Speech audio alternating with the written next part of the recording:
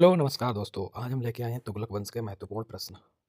तो मेरा पहला प्रश्न है, दिल्ली के सुल्तान ने इब्न बतूता का उसकी विद्वता और कला के उदार संरक्षक के रूप में उसकी प्रतिष्ठा के लिए दिल्ली का काजी के रूप में नियुक्त किया था। मोहम्मद बिन कासिम ने भारत पर तैमूर ने वर्ष पर आक्रमण किया 1398 ईस्वी में।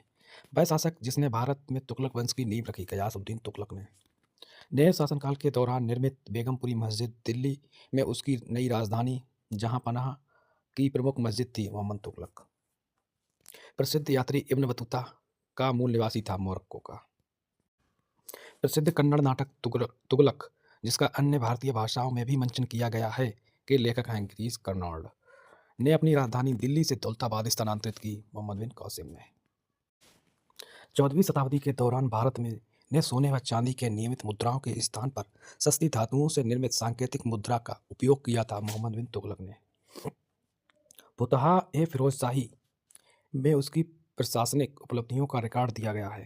फिरोज शाह तुगलक दिल्ली सल्तनत के सुल्तान के शासनकाल में शाही महलों में हिंदू देवी देवताओं की पूजा होती थी। नसरुद्दीन खुसरो शाह के वह राजवंश जिसके अंतर्गत विराजत का चरमोत्कर्ष हुआ।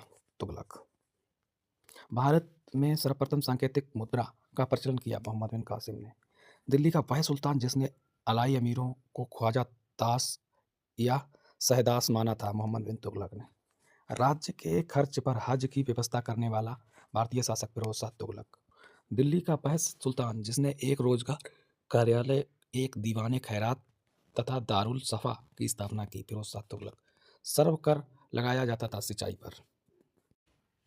दिल्ली का वह सुल्तान जिसने एक अनुवाद विभाग की स्थापना की, जिसमें दोनों संप्रदायों के लोगों में एक दूसरे के विचारों को समझ बेहतर हो सके। फिरोज तुगलक जौनपुर शहर की स्थापना की। फिरोज शाह तुगलक दिल्ली में ब्राह्मणों पर जजिया लगाने वाला सुल्तान। फिरोज शाह तुगलक टोपरा तथा मेरठ में से 2 अशोक स्तंभों को दिल्ली लाया था। फिरोज शाह तुगलक बेरोजगारों को सहायतार्थ दिल्ली में रोजगार कार्यालय की स्थापना की। फिरोज शाह तुगलक ने सर्वप्रथम लोक निर्माण विभाग की स्थापना की। फिरोज शाह तुगलक ने तैमूर ने भारत पर आक्रमण किया और दिल्ली को लूटा। नसरुद्दीन महमूद के काल में किस वंश के सुल्तानों ने सबसे अधिक समय तक देश पर राज्य किया? तुगलक वंश। मोहम्मद बिन तुगलक ने चांदी के सिक्के के स्थान पर चीतल नामक तांबे का सिक्का चलाया। मोहम्मद तुगलक ने अपने सैनिकों को भुगतान करने के लिए टोकन मुद्रा का इस्तेमाल किया, जो बनी थी सस्ती धातु से। तैमूर लंक ने भारत पर आक्रमण किया 1398 ईस्वी में। मार्को पोलो 1292 से 1294 के मध्य से भारत आया। वेनिस